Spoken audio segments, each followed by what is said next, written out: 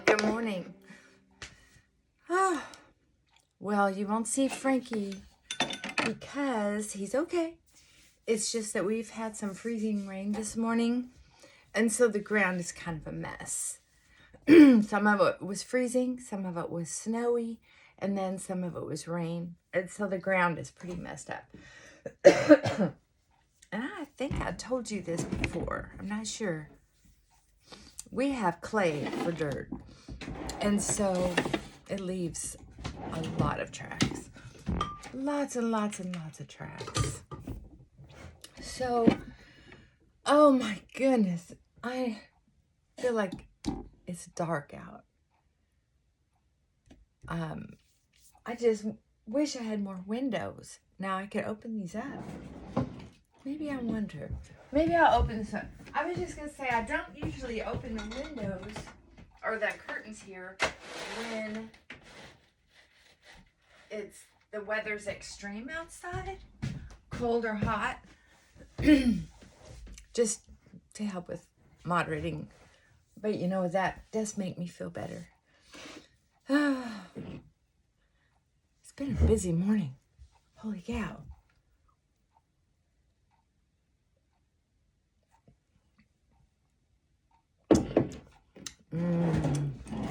So I am ready to finally put some makeup on. Start.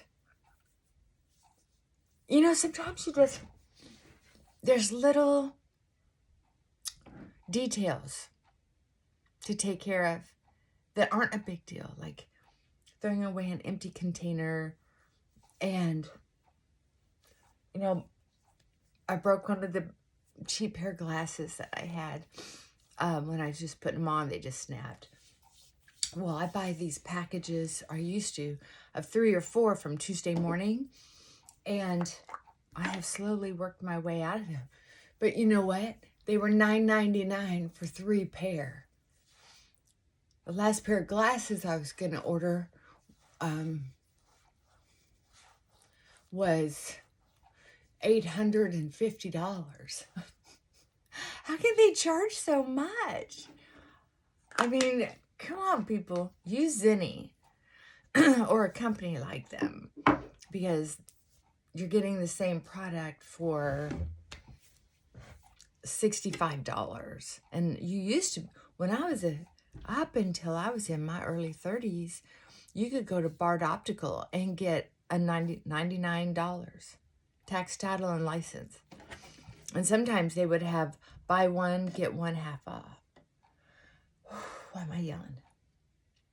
I don't know. I think because I've been so busy. Okay. One of the reasons I'm not still out running around the house taking care of more little details before I put on makeup is because I have to be in my office today. I have to put on makeup. Yes, I do. Thank you. Now, when I was younger and feeding into my addictions, I would have ended up staying on the task I wanted to do at the sake of being late. And then probably at the sake of the good reputation at work for my work, but then getting a bad reputation because I was late. And I would always blame it on something else. It was never, I lost control and I could not stop working. Whether it was anxiety or ADHD or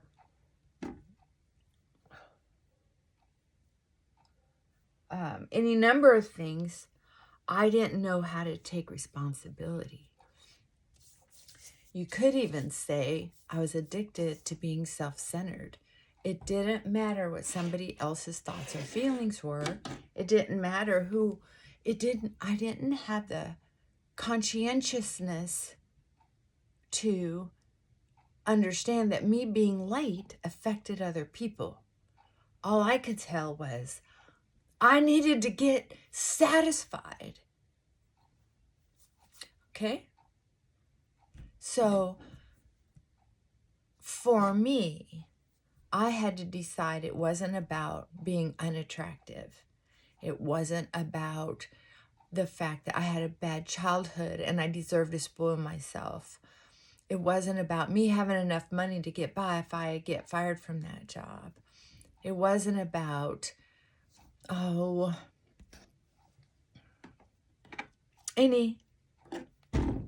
could go down.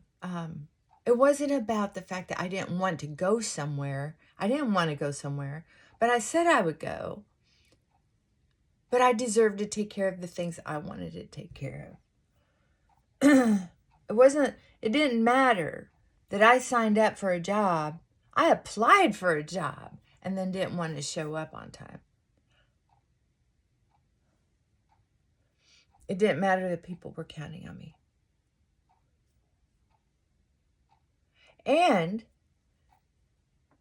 it didn't matter how they felt when I finally showed up.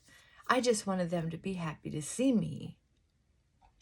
Now, the reason I'm sharing this with you so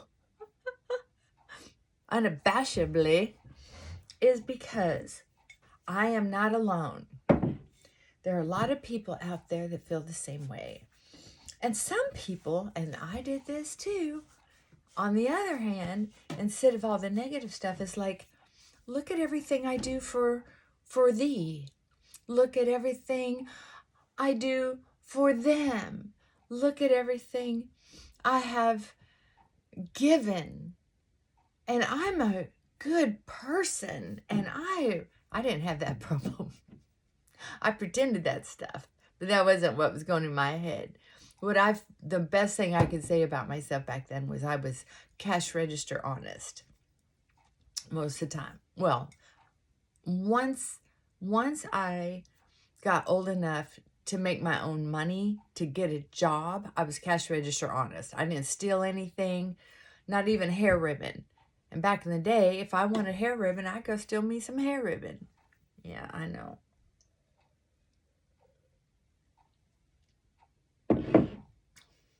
So it's interesting that, what's the word I'm looking for? We can try to make ourselves feel better by rationalizing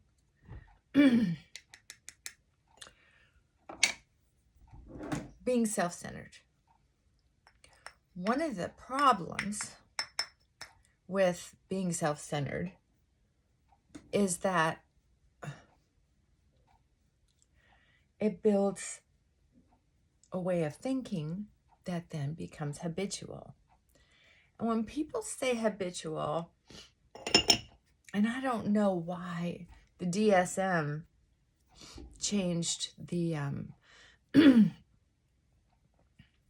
the definitions of addiction. They're making it sound more like you're just abusing it. I don't know. That confused me, because an addiction to treating people poorly, whether it's generational trauma, generational abuse, generational alcoholism and drug addiction, generational overeating, generational porn, or something you started because a person started because they were lonely, mad, feeling ripped off from life, lonely, injured, whatever the reasoning is, the rationale.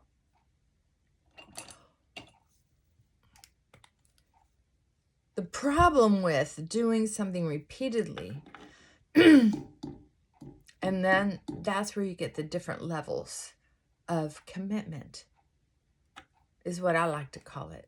if you have different, why am I yelling? Okay. We have different levels of commitment to a behavior, to something we do every day. Like, for instance, I am I have very low commitment to a cup of coffee in the morning, or a cup of coffee ever. I can have it at different times. I can wait. I can go without. I can have tea instead. I can have orange juice. I don't have to have anything but water. It doesn't matter. It just so happens that my spouse wants his coffee in the morning. If he doesn't get it, he doesn't feel like he's having his morning. And that's a commitment I'm not invested in. I don't care. So I benefit because I get something hot, or I can wait and make iced coffee later. It's just a little treat. Sometimes I don't have any at all.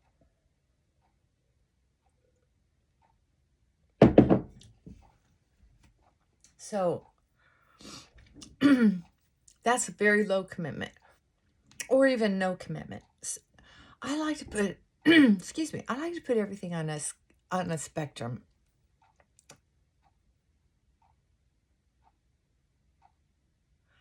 My commitment to wearing makeup is fairly high. It used to be higher.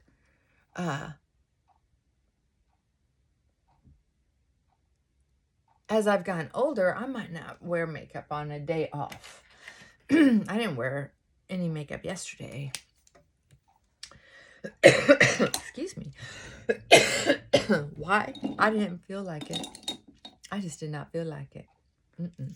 Did not. And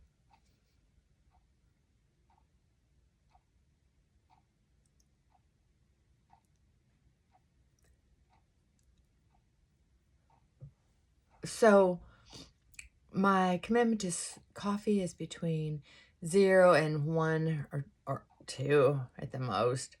My commitment to wearing makeup is an 8 or 9. I prefer to wear makeup every single day. That's a number 10. But I'm not so committed to it that I'm going to let it override other things I want to do instead, or that I just have better things to do than putting on makeup when I'm not going to see anybody. So that's why it's not a 5 where, some days I will, some days I won't. No, most days I will. That's commitment. I will always have a certain level of makeup. And I don't know. I've never had to go without it. So I don't know what I would do if I couldn't wear it to work. I mean, holy cow, would I take the day off? Maybe. I might scare my clients, right?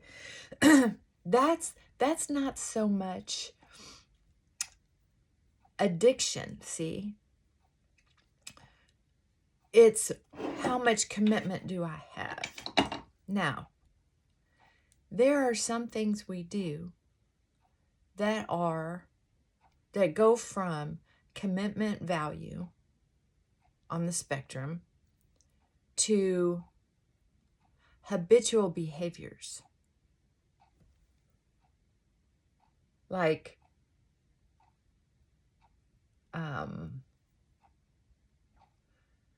for me, one of the things is that I have little systems. If I go into my closet or a drawer or my kitchen or my bathroom, these places, to me, I could get what I wanted out of those rooms blindfolded. Excuse me.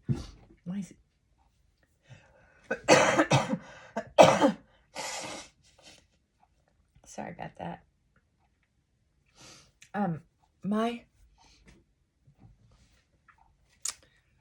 I want to be able to find what I need in the dark. If the lights all go out, I want to be able to find it. If I go blind, I want to be able to go find it. I don't know why that's important to me, but it is.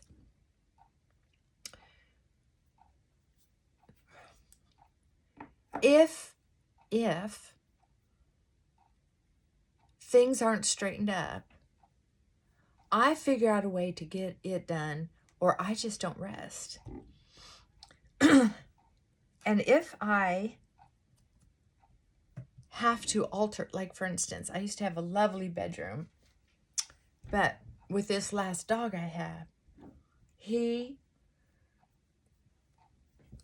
is such a tomboy and he loves chasing animals out back that every time he runs in that clay, he picks up debris of the clay underneath his nails and in his paws. And I have such a big area for him to run free. That's what I let him do. He's not a house dog. He's an outdoor dog. But I let him in. He goes in and out, in and out, in and out.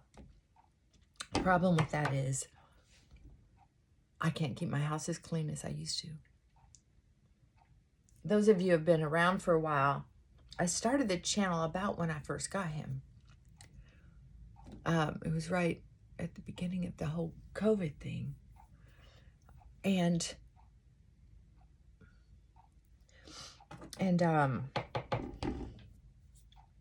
it took me a while to alter some things, like putting blankets on the sofa. I would have never done that. Keep my beautiful bed covered up. I would have never done that. Matter of fact, I would have rugs, you know, pretty little rugs to differentiate different parts of the house. I don't do that anymore because they're gonna just look awful. and both of the dogs I have now shed a great deal. I've never seen anything like it. My other two dogs did not shed this much. I don't know. Maybe it's a Tennessee thing. I just don't know. Anyway. So, bear with me. So that is sort of a habitual thing where it brought something up in me. It wasn't just like, oh, take it or leave it, right? It's more intense because I have a need for organization. It raises up on a spectrum. So now we're in a different category. Before it was a spectrum of how committed am I? Now we're getting into more of a need, more of a fulfilling satisfaction. Something a little deeper and grittier is, matter of fact, when I organize my closets, it's like me having a day off. That's what I love doing on a day off. Love organizing my yard, organizing my closets, my drawers, my bathroom, my kitchen drawers, my kitchen cupboard. I will reorganize something and it brings me a sense of such satisfaction. It's like an kind of thing. It's important to me. So see the difference between that and this. Now we have a different category. Now we have something that I call addiction.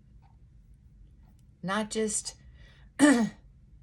habitual commitment, even, abuse of power a little bit. Like with thinking,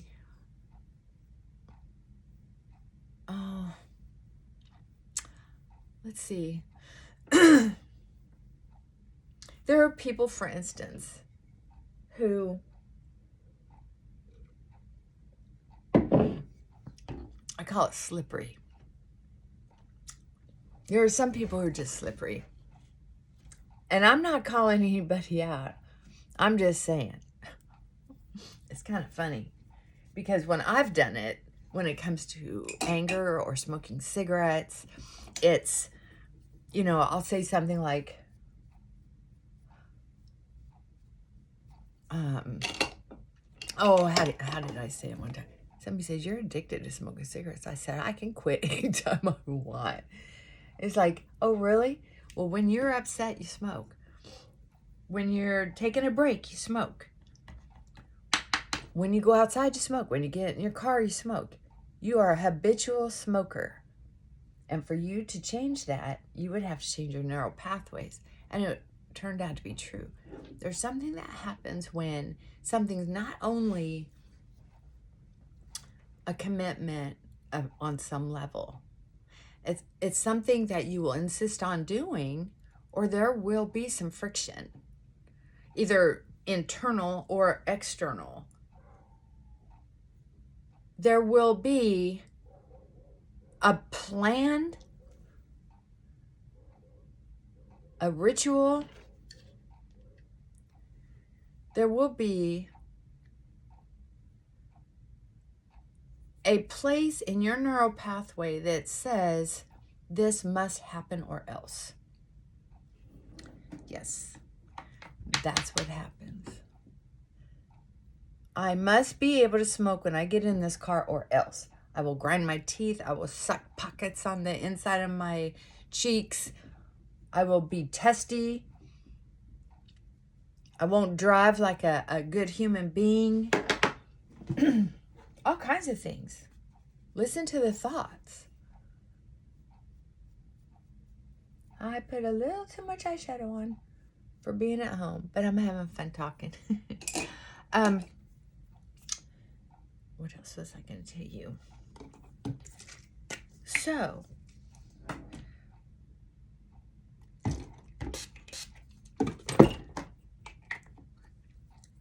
when we have an addiction to food,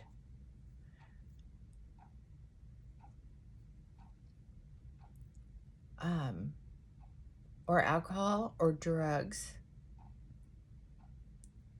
or emotions, we do have Al-Anon, Overeaters Anonymous, Alcoholics Anonymous, Narcotics Anonymous. And then there's other different Christian-based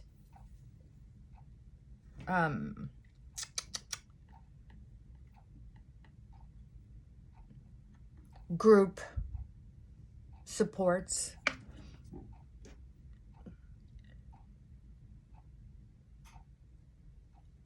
That can really, just after a few meetings, you don't have to be committed to them, committed to them forever, but just a few meetings can usually get you a lot of information that's helpful.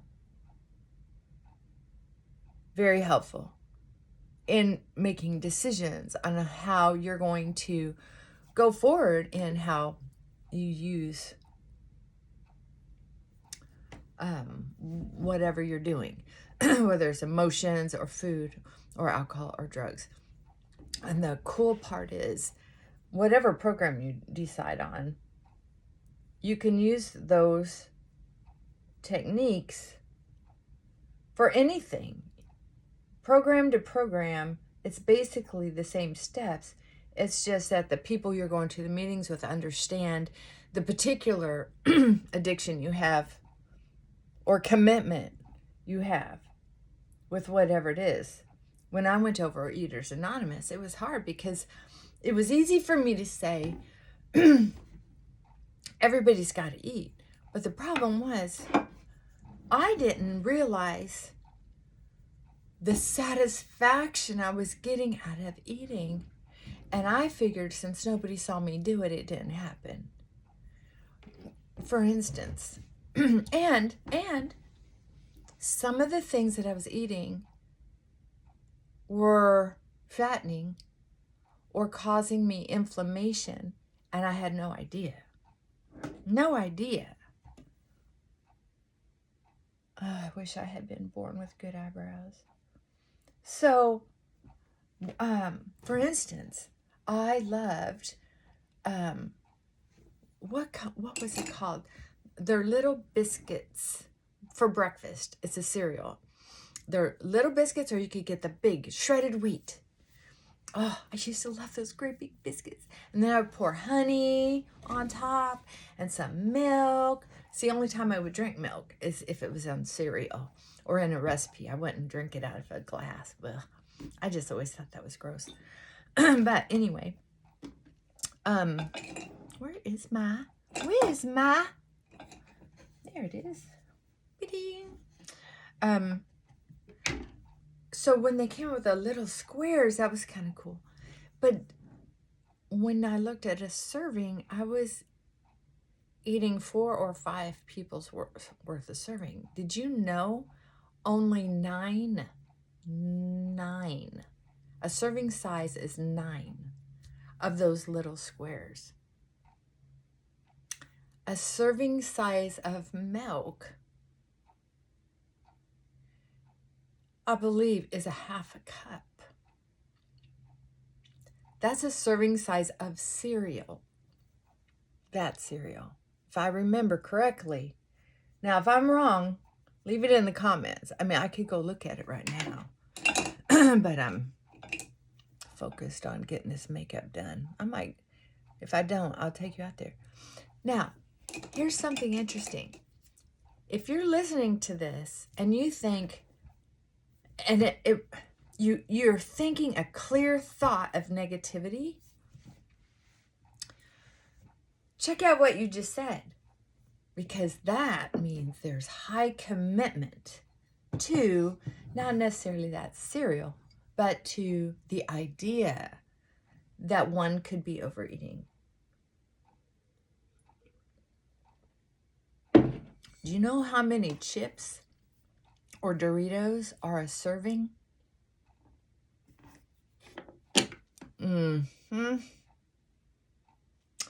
Oh yeah, you need to look into that too. I was shocked when I joined Overeaters, and somebody, they didn't say anything about counting calories where I went. What they were saying is, just like over drinking or taking too many drugs, sometimes our commitment isn't that high. Sometimes we just don't see our behavior until somebody else points it out. That's why some people only need to go to a couple meetings, and then they're like, oh, I'm choosing food over a person. I'm choosing my job over my family member. I'm choosing to drink no matter how it affects other people, whether I show up or not, or how I show up.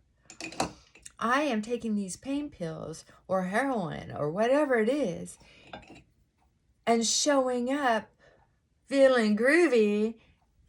I ain't hurt nobody. But people don't take I love yous from people who are drug addicts or alcoholics who are very seriously. They're like, well, you love being like that more than you love being with me. And if you have to be drunk to say I love you, how deep is I love you? Right?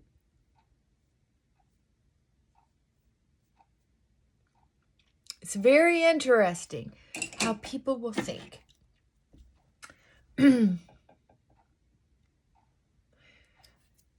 Wild eyelashes. So, I'm just saying.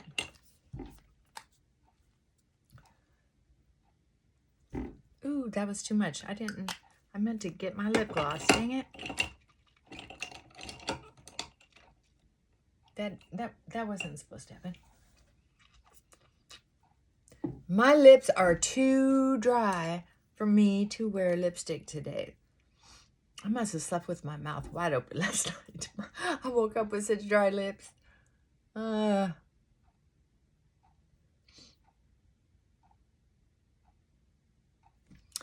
right, put that on and then put some gloss on.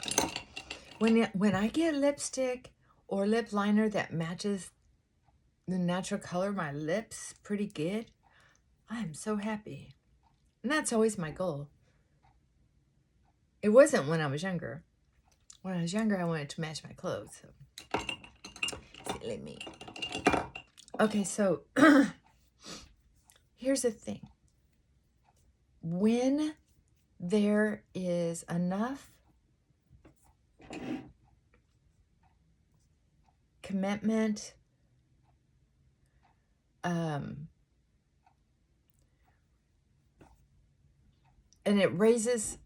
it just keeps raising, right? Until there is a problem with our family members, a problem, a problem with our health, a problem with being able to participate in a meaningful way because we can't breathe, or we're stumbling, or we're fragile, or moody. And it's weird when we think, oh, I'm just too tired. And they're like, no, somebody else, no. Though you can see it on their face every once in a while. The higher you are, or the more into what you're doing, the less apt you're to see it. Or you see it, so you've built up such a wall, it's hard to have friendships because you know what they're thinking. Anyway, you think you do. And sometimes they do. Sometimes they look at you and go, look, you're not participating. They won't say it, not out loud. But their thought bubble says, I know where you're not participating. Your health won't allow you. You're not showing up because you'd rather sit in a bar or be at home on your computer with some porn. We know what you're doing. Why are you doing that?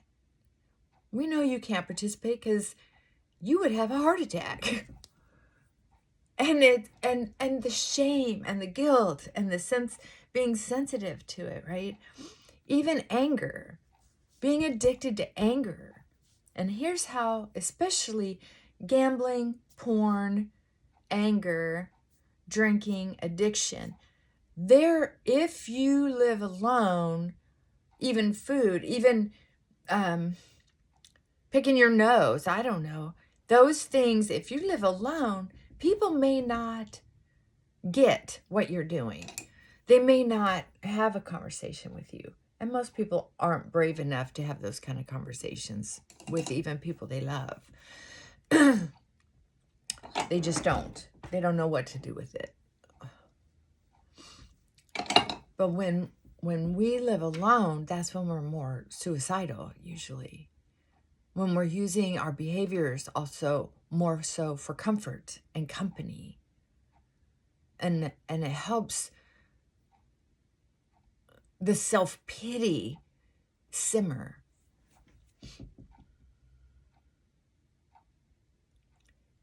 So what's happening is we build these narrow pathways. If you've listened to me before, you know what I mean. It's repeated thinking,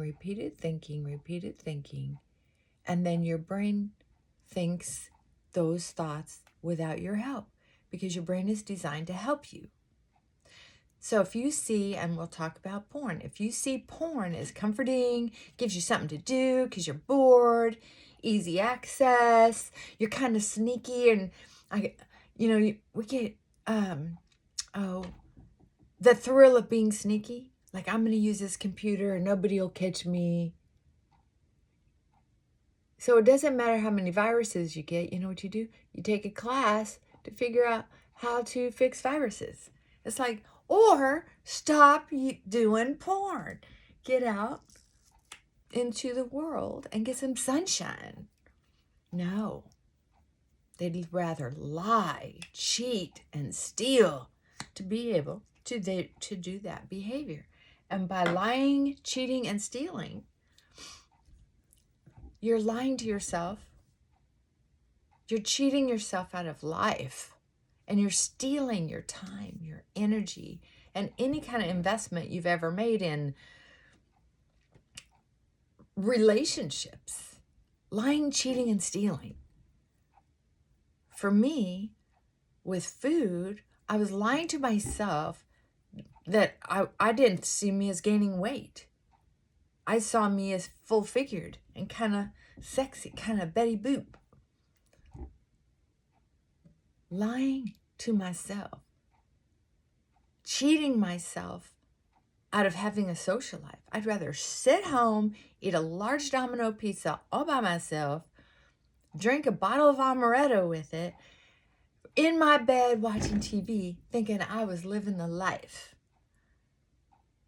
But I was cheating myself out of creating a support system, friends, activity, and stealing,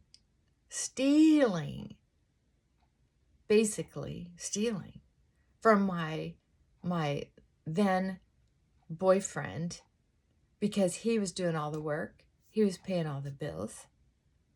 I wasn't giving a fair day's work for a fair day's return.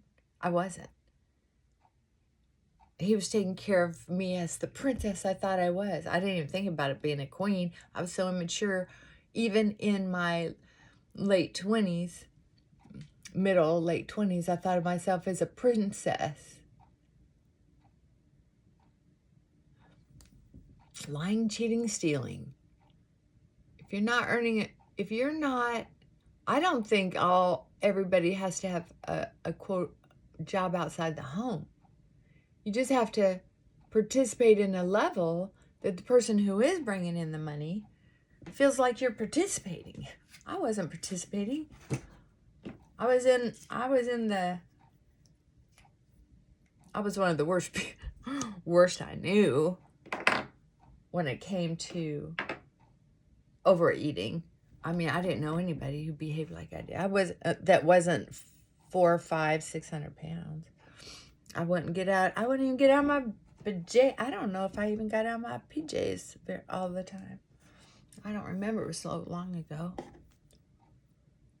I only had to go to a couple Overeaters Anonymous meetings before I realized what a great group that is, because it covers what some of the other programs don't cover as well, all in one meeting. Like, it covers the addiction part of Alcoholics Anonymous, and it covers the emotional part, like Al-Anon. Overeaters Anonymous, if you ever want to read something that helps you get on track, if your mind gets wackadoo, get some Overeaters Anonymous literature. It can help you with any addiction.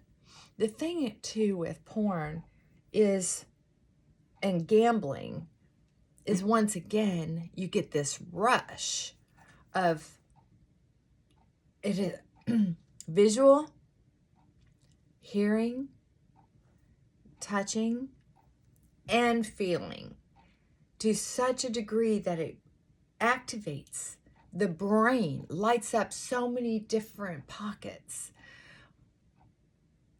Any addiction that's multifaceted, like the ritual it takes to find an illicit drug. There's a routine you have to do. There's a sense of risk, right? Addiction and porn. Drinking. Less risky, less hiding, less propaganda against it, relatively speaking, and it's legal. Food's legal. So for gambling and porn, especially porn, a lot of lights go off. With gambling, a lot of lights go off. And then they can say, I'm not addicted. I only spend the money I have. Okay. I was working with a gal for a while, and she was saying she only spends her money. I said, so how much money are you helping with around the house? Oh, my husband pays for everything. I said, so you're not being self-supportive in any way, shape, or form. Are you taking care of the house, cleaning? Well, I go to the track or whatever. He knows, I make the bed or whatever and escape out of the house, but she's not there to make meals. She's not there to make the home cozy. There are things that a man who's out there working, earning a living expects when he gets home or hopes for. And vice versa. If it's the woman out of the house, she doesn't want to come home and someone says, oh, there's a sandwich in the fridge. You know how to put together a sandwich. And, I did the laundry. Everything's done. I'll see you later. Or not even be home. That's not why a normal person gets married. Some people have agreements like that. But it's usually when they're making there's usually a good trade-off, right? We all want a good trade. So I'm going to speak to porn right now, since that was sort of brought up. A request was made to do a video on porn. The reason why porn addiction is so hard to change the neural pathways is because it's lighting up so much that the addiction is multifaceted. That's why, just like food too, the smells, the taste, the whatever, right? That's how porn is. The smells, the taste, the touch, the whatever it is. You have to find it in your guts. In your guts. And I did this especially with food and alcohol, where I had to fight the urge. People say recovery from any addiction is if you follow these simple steps, if you follow these 12 steps, if you do this and that, it just makes it sound like just follow the instructions and you'll be okay. When your neural pathways are committed to behaving a certain way, your brain thinks it is saving you time, effort, what have you. It doesn't get that, okay, you've changed your mind on something. You have to force your brain to change its mind. Like, you want to quit doing porn. You have to do a lot of things to convince your brain it's okay to change. And it's trying to get its needs met. So if you can't change, this is why recovery groups are so good. Whether it's overeating, drugs, alcohol, emotions, like Al-Anon, Codependence Anonymous, Adult Children of Alcoholics. There are a lot of support groups. What's really great about them is that, kind of like Christians, where two or more are gathered, it's that way with group therapy. If people can join together and discuss what it is that they have in common, there's something in the brain that kind of dissolves the shame part. And that's a big deal. Shame is a big deal when we have an addiction, when we have a habitual behavior that is keeping us from having relationships. I can't see myself. There we go. Look at this mess. So if we have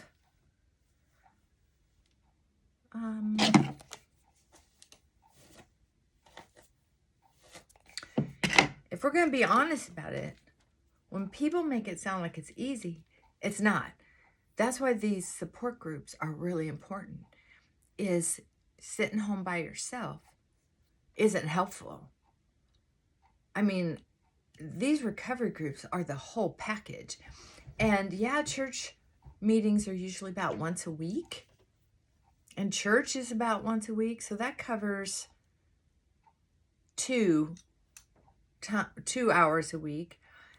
What you want, if you're going to go through a church to do this, you want to find one that has activities throughout the week. And you want to make sure whatever you're sharing is really safe, right? Now, most AA, Al-Anon, Codependence Anonymous, Adult Children, they have online meetings that are basically, go to alanon.org or alcoholicsanonymous.org or et cetera, and you can do an online meeting for anytime, almost anytime, any day. Is this even on? Yeah, I see a light. And feel like you're a part of something. you can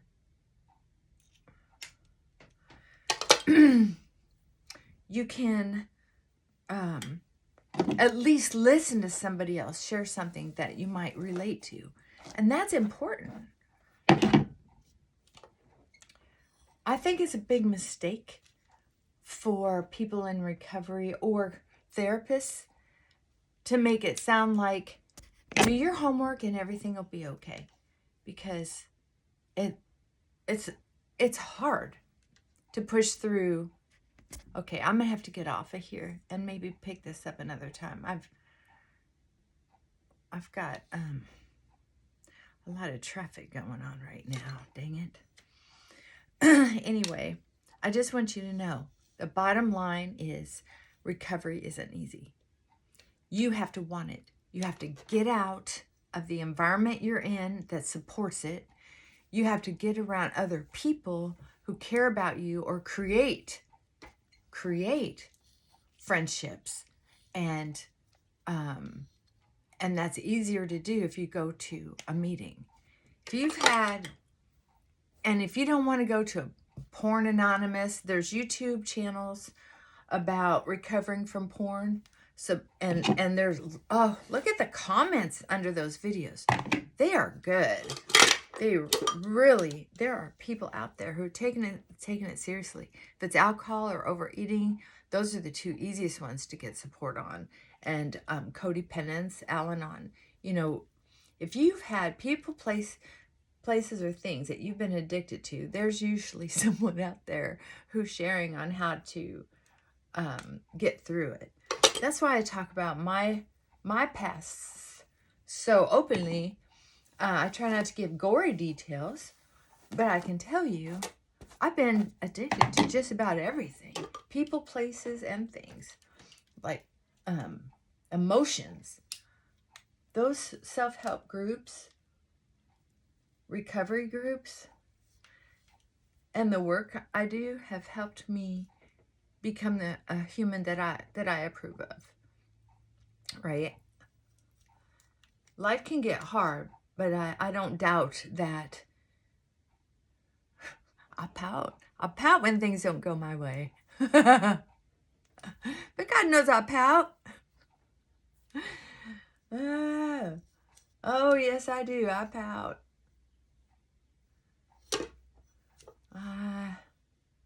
But I don't drink.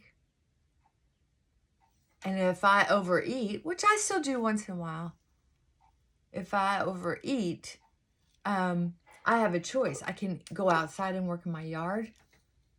I can rearrange a closet. I have solutions now. What did I eat the other day? And it was chocolate cake. Chocolate, certain foods, and when I eat them, I know within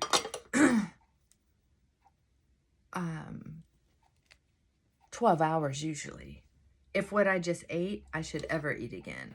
My husband bought a chocolate cake that is like lava cake. It's so rich and moist and chocolatey. And he gets it from Walmart, and it's only like $6. And we can eat off of it for 2 or 3 days. And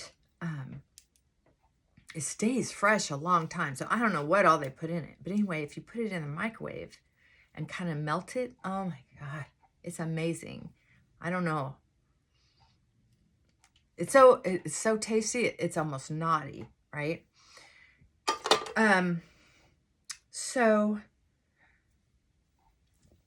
after about the 3rd time I've had it, I was like, I know that's what's giving me diarrhea. Just like when I was drinking. It was like, I know that is what is making me nauseous, sick, throwing up. I know that's what's keeping me from getting to work on time. I know, fill in the blank. But I continued to use it, right? So what do? I say, because the cake is so tasty, and I have a tendency to overeat. So what I do is I was like, well, just like in my drinking, well, I'll try not to drink so much the night before I have to go to work. Or I'll try not to drink whiskey during the week. So it's like, well, I will try not to eat very much of that chocolate cake. So I put it in the smallest sliver. It didn't change a thing. I had to quit. And when people say, oh, just don't do that.